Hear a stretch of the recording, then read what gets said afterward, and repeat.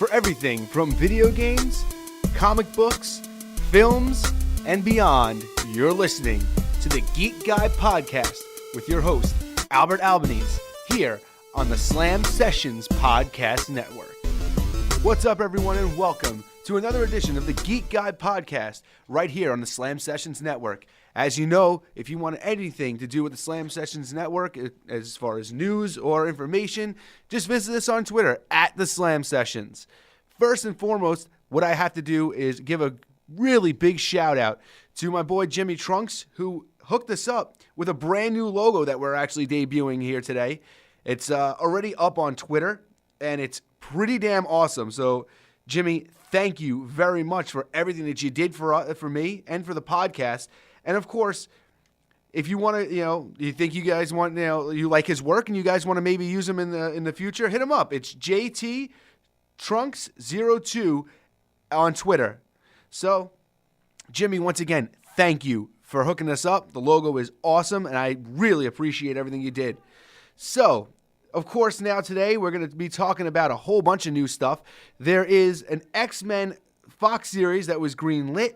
There's the debuts of the mid-season debuts of the shows that have just come back: The Flash, Arrow, Legends, Supergirl, and of course Marvel's Agents of S.H.I.E.L.D., which all of them got off to a pretty good start. And the biggest news that was just announced is the casting of the Cloak and Dagger series. So let's get started here. We're going to start off with this X-Men series. So Fox has actually greenlit a new X-Men series. As far everything on here is a little bit scarce as far as information. What we know right now is that the pilot is going to follow two human parents and their mutant child who are forced to go on the run from the government and end up joining an underground mutant network.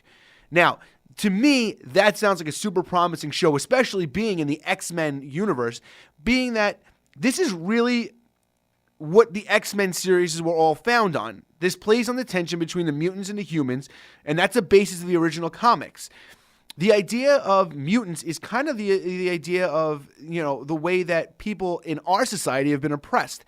African Americans, gays, and what's going on now, Muslim Americans, or Muslims in general in this country. It deals a lot with oppression, and it deals with a lot of not being accepted, not being looked at as equal. That's what the mutant series X-Men was all founded upon.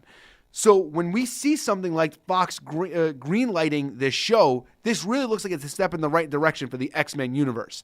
We saw glimpses of this kind of tension in the second X-Men film, in that original trilogy series, the Bryan Singer directed trilogy series, with the idea that there was a serum that can help these people and take away their powers. That all that kind of stuff was all kind of really cool, but it really never grasped me as an X-Men film. This series really, though, looks like it could really take up that mantle. And I think that's something that we really need in this society nowadays. It's very poignant. It reminds me of when Luke Cage came out, and there was a lot of stuff going on with the African American community, the black community, and the police. And here's a bulletproof black man in Harlem. I mean, there's nothing that was more topical at that point for Luke Cage to be coming out. And this is another series that could really be topical when it comes to the idea of building a wall and deportations, Muslims being persecuted, being labeled as terrorists. This could be the idea that if there was a mutant gene within our system, how would we be reacted to? That was the basis of the X-Men Foundation. And I really hope that this X-Men Fox series, is really one of those things that touches a lot on that, because it's going to be a very poignant series, just in the terms of how topical it is for this day and age. With that being said, we'll move on a little bit also to the big announcement that Marvel just had. Marvel revealed the leads for its upcoming superhero teen drama, The Cloak and Dagger. The series is currently in development for Disney-owned U.S. network Freeform, which was formerly the if I'm not mistaken, Freeform was actually the ABC Family channel at one point. It's been changed over. There's been a lot of rumors that this series was going to land there. And I think this is a good step in the right direction when it comes to Marvel for now getting their shows on a couple of different networks. We see that on Freeform, it's a little bit different. It's a little bit of a younger series. Cloak and Dagger is, they're not really the most culturally impactful series, but it's a great story. In the comics, the heroes are two of Marvel's darkest, and they share an origin that navigates abuse, racism, police brutality, and drugs. Both runaways, who are Cloak, which is Tyrone Johnson, and he's a black teen who escapes after his friend was shot by the police. And Dagger is Tandy Bowen, who's a white girl who grew up really privileged, but she ran away, and just really despite her distant and uncaring mother. They met in the streets. They end up relying on each other to survive, and they're ultimately kidnapped for illegal drug tests and human experimentation. They wind up being surviving and escaping, but they both find out that they're actually completely changed. Ty becomes a creature of shadow. He's able to turn intangible and teleport through a nightmarish dark dimension, but he's also consumed by a need to feed on the light and life forces of others, which is a very interesting concept for someone who's actually, quote unquote, a good guy, because that's the way he's being made to be fed. This kind of idea, if it's a little fuzzy, is the idea with the bloodlust in the Arrow series with Thea Queen and with Sarah Lance, the White Canary, that they both have the bloodlust after being resurrected by the Lazarus Pit. Tandy, though, she discovers she constantly can generate light that she can manipulate into physical blasts. They're mostly light daggers, or they can be used to heal others, but she endures extreme pain in herself if too much builds up. So once again, there's a negative when it comes to having these powers.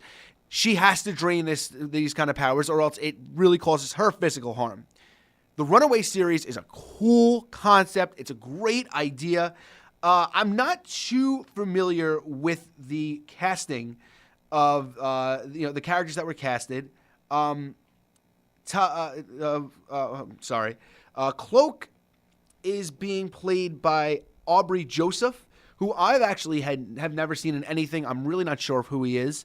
Dagger was casted as Olivia Holt. Olivia Holt most famously has been on the Disney Channel, which I guess is kind of a little bit of a weird concept. I've seen some of the things she's been in. My wife consistently plays the Disney Channel all over the place when we're home. So I've seen some stuff that she's been in, but I'm not really too familiar with her work. I'm just assuming, though, Marvel and their casting has been just on point with everything they've done. I really think that this is one of those things where Marvel saw these actors and really thought that these were going to be the right people to bring these characters to life. So I trust Marvel 100% with their casting. I think this is going to be a really interesting concept, a really interesting series. This could be something that builds a little bit slower and doesn't have to have a complete connection into the Marvel universe like we're all hoping that Agents of S.H.I.E.L.D. in a way does. And we really hope that the Netflix series winds up integrating itself in some way into the Marvel film universe, the MCU. But this could be something a little bit on the side, really street level, really low key, kind of to their own thing. Maybe can introduce some different, interesting characters within the series as time goes on. So we'll move on now, staying with Marvel. We're going to move on to the Agents of S.H.I.E.L.D., which we're out of the Robbie Reyes Ghost Rider character, and we're now moving into the LMD phase, a life model decoy. The first episode that premiered after the break was really interesting, that we had the LMD Ada come to life, trying to steal plans, looking like she's devious. Her head gets chopped off, and it looks like there's a lot of tension building between Fitzsimmons, because Gemma wants to kind of hold rank, but Fitz wants to really study this Ada and her head and see what's going on. And we find out at the end that that he's working on a physical project to look into Ada. And he realizes that Radcliffe, the creator of Ada, has been on some shady stuff, and has decided that he really needs to get the Darkhold book to unlock everything that book knows. This is a really interesting concept. We have an LMD of Agent May. We have an LMD of Dr. Radcliffe. We had an LMD of Ada. So the LMDs are really starting to take over. The LMDs have a lot of backstory in the Marvel universe. One of the most famous people to have LMDs are Nick Fury. So it'd be interesting to see if that kind of moves on up into the MCU. So maybe we get a scene where Nick Fury does indeed die and we think it's the end of the line, but it turns out that he's an LMD because maybe Fury's still keeping in touch with Coulson after all this. All in all, Agents of S.H.I.E.L.D. has really rebounded from, a lot of people were saying, it had gotten a little bit slow, a little bit stagnant, but this season's been really cool. The introduction of new characters, the evolutions that these older characters are all taking on, we're really getting to see different sides of everyone. And, getting to know a little bit more about a lot of these characters, like Mac having a child who had died, his relationship with Yo-Yo. It's getting really interesting on this show. I'm really liking the direction it's being brought. Now we'll switch over to the DC side. Flash, Arrow, Legend, Supergirl, they all returned. I have not, unfortunately, had a chance to watch Legends or Supergirl yet. I'm a little behind on both of those shows, so I'm not going to spend a lot of time on both of them. I love the direction they're both going. I like that, I like it where both of the shows are. I love that they're all on the CW network now, so they're all in one big community. The season finales for most of these was the fallout from after the big 4-part episode crossover, and a lot of of the different stuff that was going on beforehand. We'll talk about Arrow. When it comes to Arrow, we have Oliver sees the return of Laurel, but we found out it really wasn't Laurel. Oliver tries to speak to her on the level of that she could possibly be like Laurel, but we find out she's nothing like Laurel Lance. They're now looking for a new Black Canary. They think they found the right Black Canary, and this could lead to an interesting concept because, I understand that Laurel really wanted the idea of the Black Canary concept to be, one of her own. The idea that Laurel wants, there to be a new Black Canary, but I just don't agree with them taking that character and giving it to somebody else because I really love the way that Laurel Lance was portrayed by Katie Cassidy. This is going to add a little bit of a different dynamic. Oliver's going to also have to try to figure out a way to start trusting people again after he's had one of his trainees turn on him and kind of, align herself with Prometheus. And, we really have seen like an evolution with all these characters. Watchdog's become a more of an integral member of the team. I was never a really big fan of the idea of him being on the team. I didn't like the idea that he was this renegade outlaw, didn't listen. I get that they want to put a dynamic like that in there, but I just never, I don't like that kind of stuff. If you want to be on the team, be on the team. If you, listen to the guy who's training you, because that's the guy who's going to ultimately take you to where you want to be, and that's helping people. Mr. Terrific, I love the evolution of his character, though. The idea that not only is he black, but he's gay, and he's, a nerd, and he, wants to learn how to fight, but he's not that good at fighting, but he can get to where he needs to be by using his science and his brain. His character is one of the more interesting on Flash right now. I'm sorry, on Arrow. And, of course, we have Oliver dealing with a lot of the fallout with everything that's coming on with Prometheus. But Felicity has become a really big character now, overriding Oliver, sending teams out on secret missions, telling her to take down this, Black Canary at one, the new Black, not the new Black Canary, but the Flashpoint Black Canary, barking out orders, trying to get her own justice because of the way that her boyfriend was killed. So this adds a big dimension into the character Felicity, especially due to the fact that Felicity's kind of been one of the more boring characters on the show. And I'm not trying to say that, because of the whole Oliver and Felicity romance thing. I actually think that's cool. I think that's where it was going to wind up going. I think it was good that they went that route. I don't like the fact they broke them up. I think that they're more interesting as a couple. I think that, them having this, always having this little thing over their head where I think they're both really in love with each other but really can't be together is always going to be one of those things that keeps pulling at you.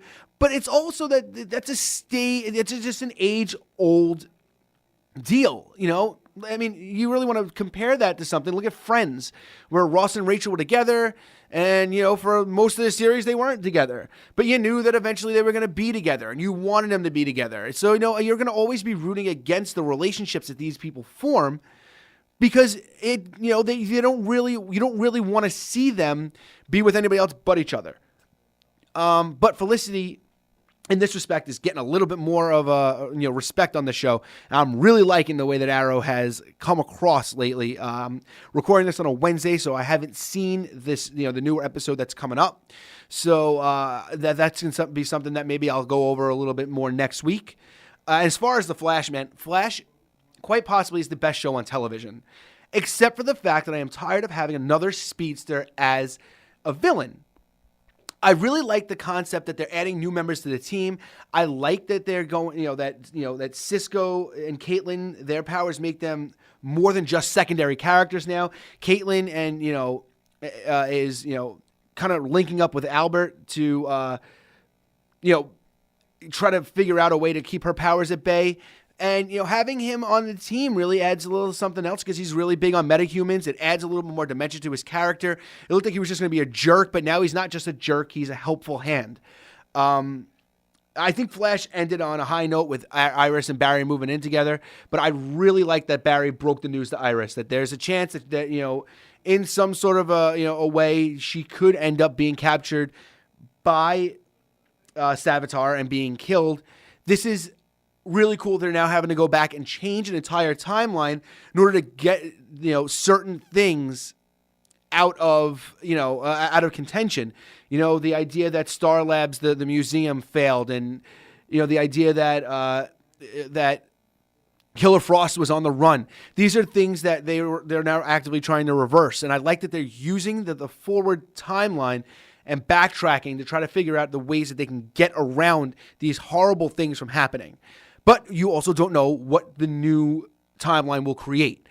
I got to admit that I was really pissed off at the end of Flash when they did the whole Flashpoint thing. They didn't spend a lot of time on it, but it completely changed an entire timeline. It wrote out characters, not that they were major characters, but it wrote out some things that, and some relationships and all this kind of stuff. I wasn't crazy. Barry keep going, constantly going back in time, changing the timeline for his own selfish reasons, really started pulling me away from the show. But this season's actually got me right back into it. And I'm really liking the way that Flash is going. I'm interested to see about how all of these shows on the CW are going to end. And hopefully once I get a chance to catch up on Legends and Supergirl, I can add them in there and kind of integrate them into this conversation. Well, that's really most of the news that we have today. There's really not been, it's been kind of a slow 2 weeks as far as everything. We got a couple of big movies coming out in a couple of months, which is going to give us a lot to talk about when more, we saw the final Logan trailer, which I thought was excellent. It adds a lot more, really gives us, an idea of who X-23 is. That's an awesome deal. I can't wait to see that. I know that as soon as February, by the end of February, when Doctor Strange drops on DVD, I'll go back over that film again because I thought that was excellent, and I would love to, have it on a second viewing to digest it again, and maybe catch some stuff that I didn't catch before that I was already kind of told about through other media, online, other podcasts, other people who will really study this kind of stuff. With that being said, as always, I end on a comic of the week. My comic of the week this week is New Avengers Breakout.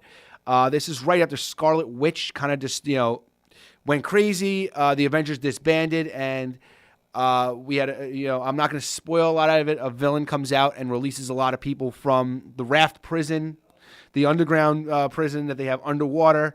And it kind of brings a new Avengers team together, which really is kind of a cool concept. It's something that I would love to see on the big screen play out. Also something I would love to see on a smaller screen. I really wish Marvel would do, kind of like what they're doing right now on Disney XD with the Marvel Avengers series. But I'd love for them to integrate newer characters into that show and maybe go routes like this, make a new Avengers team, not have to write in, not always having to be the original, core Avengers that we saw in the first film.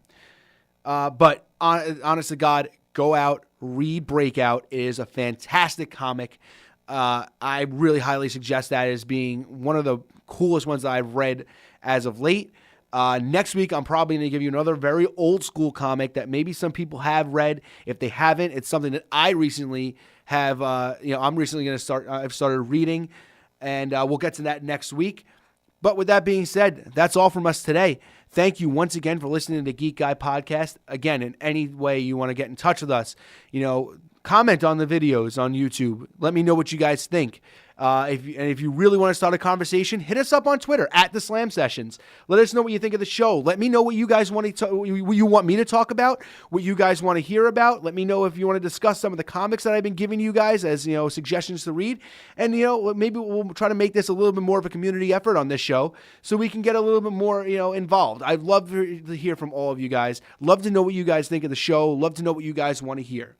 So with that being said, this is Albert once again signing off on another edition of the Geek Guy Podcast.